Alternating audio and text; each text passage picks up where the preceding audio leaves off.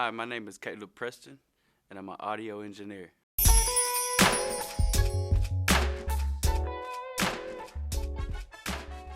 I love music, and I love every stage of the creation, the production, all the way to the completion of the project.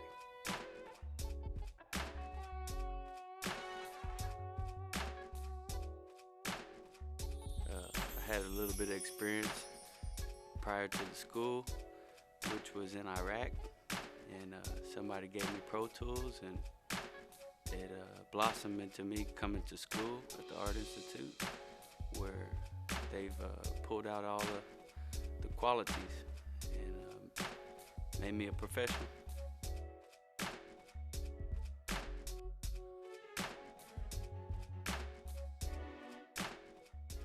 As an engineer, I just want to say this. It's very good to not be necessarily selective on a certain genre, but to be open to all genres of music, because you never know where your work might come from or your clients might come from. So, but it is okay for an engineer to specialize in a certain few genres or a certain genre. It's just always good to keep in mind to keep yourself open to the opportunities outside of one certain genre.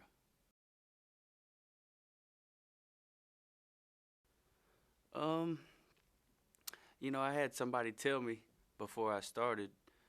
It was actually the person that gave me Pro Tools.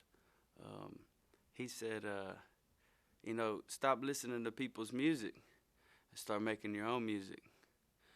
And that's really what inspired me, because ever since that day, I've always wanted to listen to something that I worked on, and it makes me feel good at the end of the day because I know I put my 100%, 110% effort into what I was doing in the workstation.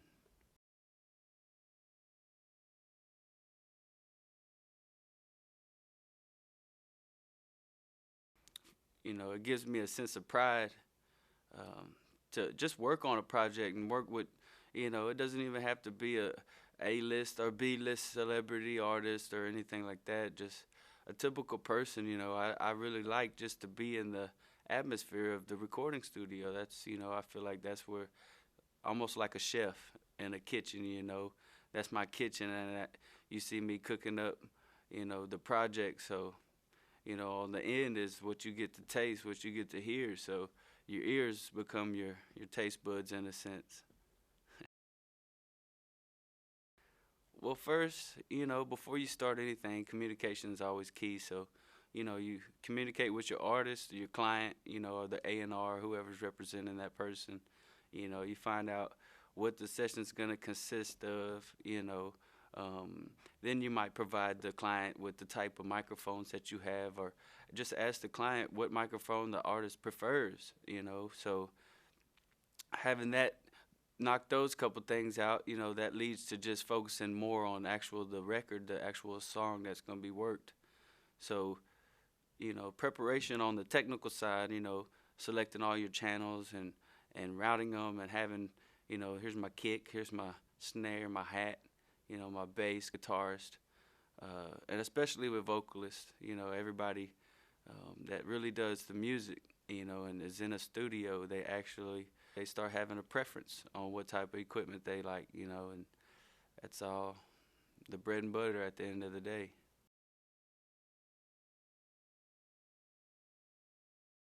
But also, uh, on the preparation of the session, you would like to order things. So you would have your kick, maybe the snare and all that, in order. So that way it makes it a smoother process.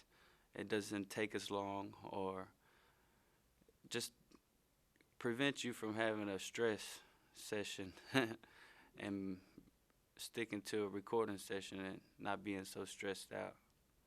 Order. The software that I prefer to use is actually Pro Tools.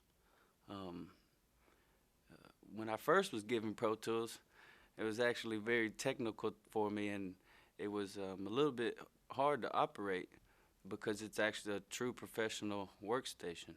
And coming to the school, it's helped me develop a relationship with Pro Tools that's we know each other, so we could work together, and I know how to go around some of the technical issues, but also other programs, maybe to just make the music, the production of the beat, um, or would be like Logic Pro X, you know, um, maybe for some of you DJs and all, also like to use Machine, so that's a Native Instruments product, and you'll start to see those products being used more and more with the type of music that's coming out nowadays. So, that's the three main. Maybe Reason, another program, or um, Cubase, Really, as an audio engineer, now it doesn't really matter what platform necessarily, but we all do have our preferences because really, an equalizer is an equalizer, compressor is a compressor. And when you understand how to utilize those functions in a DAW, it doesn't matter which one you utilize. You're free to use whatever because you understand the basics.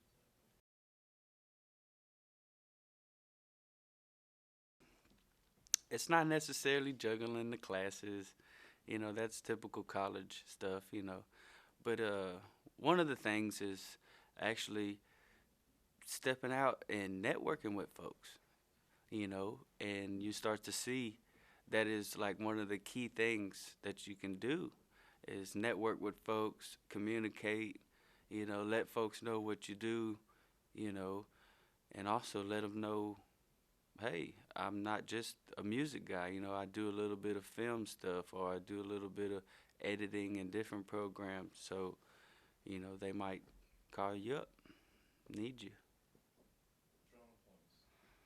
Some of my strong points would be, of course, working in the studio. I love that environment. Um, let's see. Also, the mixing part of an album or mixing part of a song, the mastering part. So every stage of it is, how can I say it? Some of it can be very tedious.